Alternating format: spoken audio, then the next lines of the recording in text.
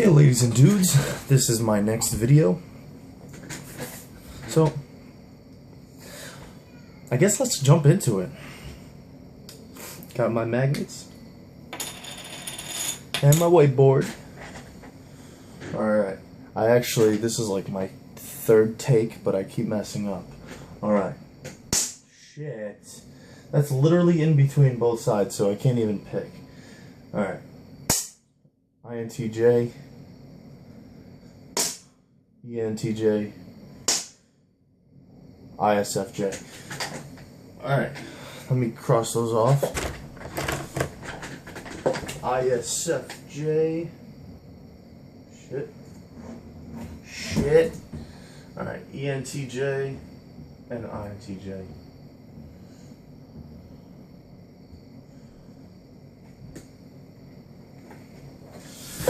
Okay, so I wasn't actually expecting to get 2 NTJs, but alright, that works. Okay, so which one did I get first? Oh, the INTJ.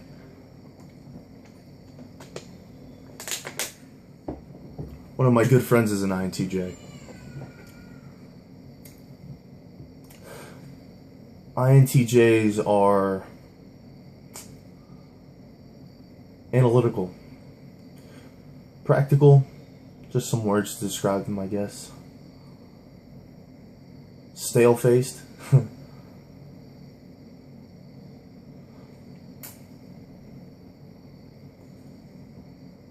Would be some more words. Logical.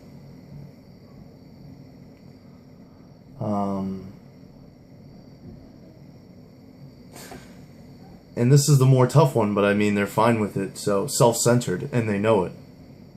So that's okay. A lot of INTJs will, you know, mostly put themselves before others. That just happens to be their mindset, from what I've found in INTJs. I found them to be very analytical, and they like to argue. They'll sit there and argue with you just for shits and giggles. I actually had an INTJ once tell me that he enjoys arguing because what else are we gonna do? Just sit here and agree? And he sounded like he really dreaded it. Like, what are we just gonna sit here and agree with each other? Like there's nothing else besides arguing that would be fun to do in a conversational form, you know? I guess debating, you know? In my previous video, I actually said that INTJs like being stumped, and or I said that another type likes being stumped, like the ISTP might enjoy it, but the INTJ really enjoys being stumped. If you'll even notice some INTJs, you'll tell them something, and if you activate a question, or, you know, that they don't know in their head, that they have to problem solve, you know, they will maybe not necessarily give it too much thought then and there, if they don't know it, but they'll surely think about it for a long time and come back to you and be like, I remember what you were saying, and aha. You know, that's what I've noticed INTJs do. I debate with INTJs a lot. We have a very back and forth sort of thing going, and that's always fun with them. I enjoy it. At first I actually didn't, and we didn't really get along at first. I knew him for 2 years before he was actually considered my friend. Well, I knew him for probably like 5 years before him, but then I casually got to know him as like an acquaintance. And then about 2 years later, after I stopped hating him, we became friends. Really good friends, for that matter, and I don't even know how. But it works. I would normally say that INTJs and INFPs wouldn't really be very good friends. Just because they're very different people, and I mean, you know, there are circumstances and everything, and he's now one of my best friends, so you can't exclude them as, you know, potentially good friendships, because once you pass some surface level disagreements or whatever, then you could really get to being okay with one another and finding your shared interests.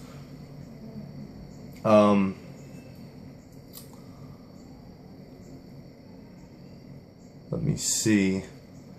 INTJs don't like that whole pity party bullshit, is what they would call it.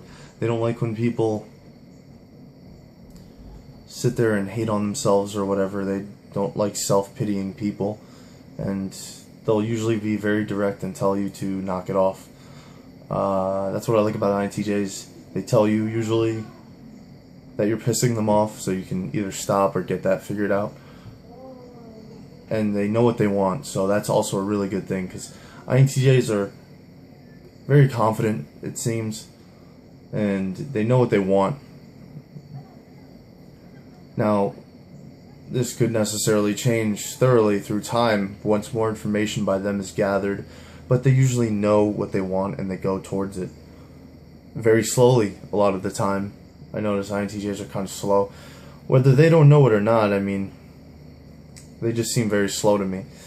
As like maybe an ESTP, once he realizes what he wants, it's like, let's go, you know, like, go team, because if he doesn't know, then he'll just sit there and, well, now I'm waiting for the next thing to do.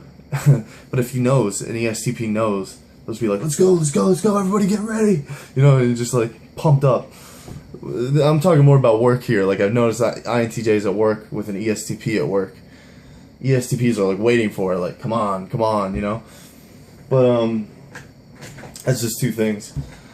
But yeah, INTJs, confident, know what they want. That's very admirable, and though they usually have a very widespread knowledge base, which is very handy.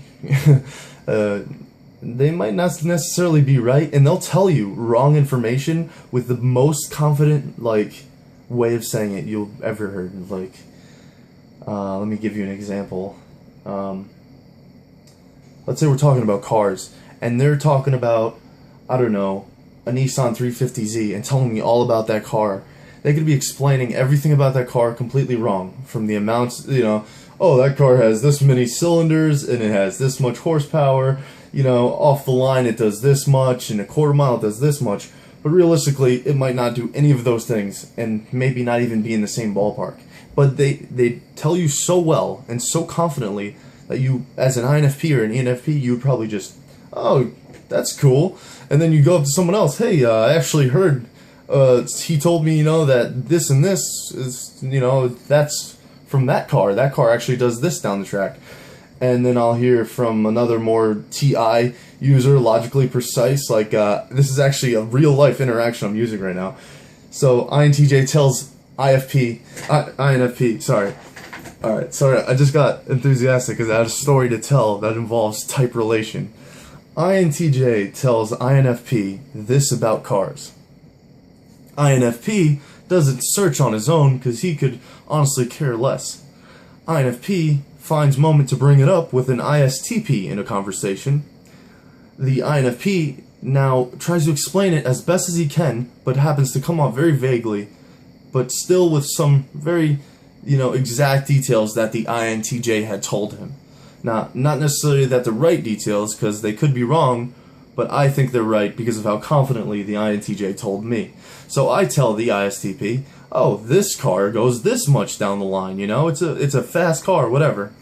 ISTP, will, being the logically precise people they are, will be doing something like this. No, that's just not right. And I'll be like, well, he told me, and he's like, no, he's wrong. It's like, well, he seemed so confident. No, that's just way off, out of the ballpark, buddy. So that would be a typical, that's a typical thing that actually happens with me and INTJs. But usually they're very good. Alright, so that's the INTJ. Sorry it took so long on that. I got a little off base. The ENTJ, I don't know much about them. Jim Carrey's an ENTJ, and I'm making a point because I love Jim Carrey, so, you know, they can be nice people. A lot of ENTJs will come off very dick-like, no offense. That's just how they come off to a lot of people. ENTJs will sometimes be completely unaware that they're being dicks, and they just think it's just being, you know, straight up. And it is being straight up, but I think they're just not having the courtesy there that other types would you know, announce as just, I guess, being considered a dick. I've come to terms with this. It actually really frustrates me when an ENTJ gets super firm with me. Frustrates me to no end. And, like, I just get this, like, as soon as they start getting firm with me and I start getting annoyed with them and just, like, I guess an anxious feeling, I'll get worked up, and instead of hiding in my shell sometimes, I'll try to hit them straight on with either information or directness, and I'll find that I just get very angry. I don't know if this happens to them when they talk to me too, but it's very hard for me to handle what they're saying without getting too overwhelmed by it. I guess that's something I have to work with, but whatever. My ENTJ is a boss. I have a boss that's an ENTJ. I know they're smart people, and I don't want to say they're not hands-on because I don't know for a fact. But what it seems like to me is they want this, this, and this way, and this way, and that way. And, you know, because they're so leader-like, oh, do that, and that, and this way, that way, and this way. And they won't even, it just seems like he's not even in the full workforce, so he doesn't know exactly what's going on in, let's say, the back area. And he's in the back area, and he's never there. He has no idea what's going on in the back area. But he'll one day come and be like, hey, you, and you, I want this, this, and that. And I'll be like, yeah, but he said that we're not supposed to do that. And he'll be like, no, I want that. And that's it. I want it, and that's it. And he won't even really know the situation, and he'll be actually making it worse for us. And I don't even think he knows. And I won't say anything just because every time I do, it's just like, man, you're wrong, I'm sorry. And I just, okay, that's how that goes. Other than that, ENTJs are very loud. Loud and proud, I'd say, is a very good motto for an ENTJ. I like it. I honestly like that motto. I don't like them in a workforce. I don't like them as work personalities. Even though they get shit done, that's true, they get shit done. I don't like them as work personalities. Because I myself am more at ease at work. I still have high ambitions for myself. I just do them very at ease and on my own time, kind of thing. I go at it at my own pace. But I know I'm going to get there. I set the goal, and I'll eventually slowly get there. But, you know, not so much the NTJs. But anyways, so I don't like their work personality. But outside of work, when we're just goofing off, they don't goof off the same way I do, and that's fair to say. But when we're just having a conversation, it's not so bad. I have things to talk about with them, so that's good. And it's usually about work or work-related things. They're just efficient motherfuckers. They get shit done. Okay. ISFJ. I love ISFJs.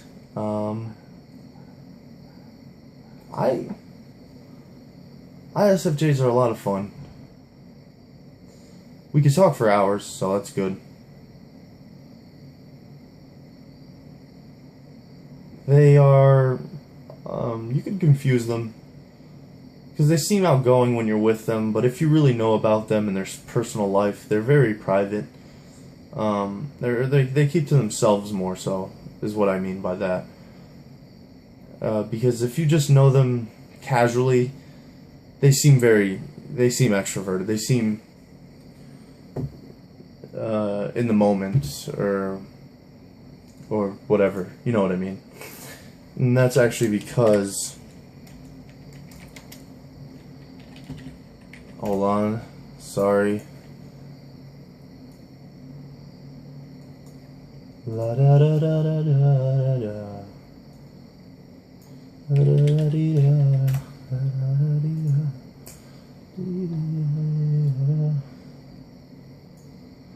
Okay, that's actually because they have their second function is extroverted feeling. I had to look that up. I didn't want to be wrong. Better safe than sorry. I don't want to give people wrong information. they have extroverted feeling in their second function, so you could really think they're very extroverted in a social environment. They're pretty good at that. But then you notice they go home eventually and do their own thing. ISFJs, I noticed, are very clean, and I love that about them. They tidy up. They take care of themselves, which is very admirable. Their rooms are usually not only clean, but they have a nice style to them. It's not just a thrown together mess. It's usually a very not professional, I don't want to say, but it's a very mature room usually that I've noticed. I could be way off base with a lot of you guys, but that's what I've noticed from a couple of the ones that I do know. ISFJs also have SI as their primary function, so that's like learning from past experiences and stuff like that. That's definitely true. I'll notice a lot of ISFJs, before they know how to do something the first time, they can be very nervous about it and not sure of it, but after a couple times of them doing it, they'll just be so much more. They'll try to tell me how to do it, like I didn't just tell them, This is a good thing to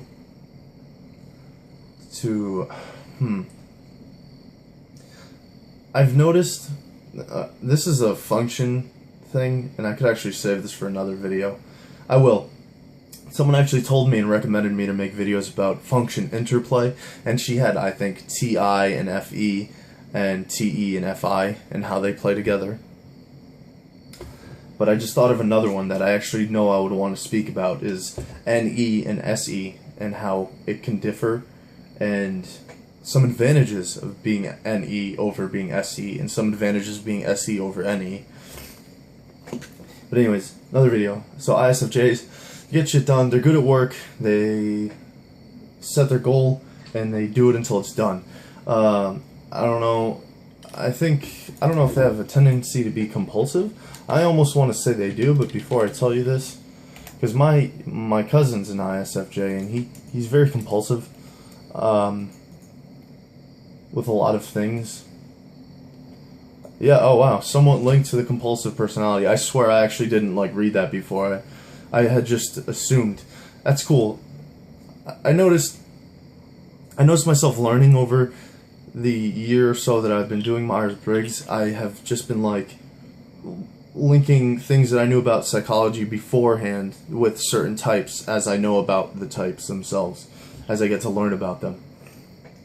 But yes, the ISFJs have a tendency to be compulsive, and that might actually have something to do with SI. Realistically, they get used to what they've done and they just do it that way almost every time. ISFJs repress their extroverted intuition, meaning they sometimes have a hard time letting loose and doing things in typical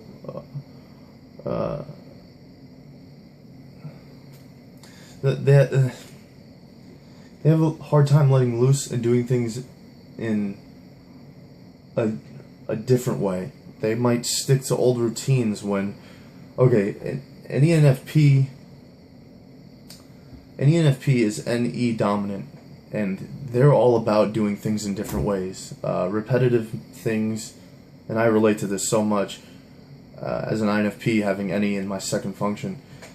Doing things in the same typical way bores them, so they like to spice their life up a lot, while an ISFJ would prefer to do things the same way every time and not go different routes that they don't know.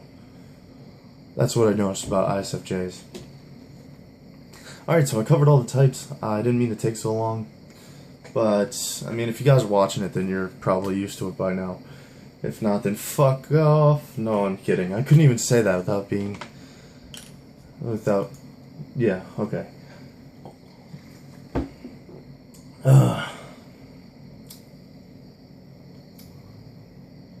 That was decently more awkward than the other ones. Alright, guys. This has been a good episode, I guess. This is the Nice Dog. Thanks for watching, and bye-bye. Whoop.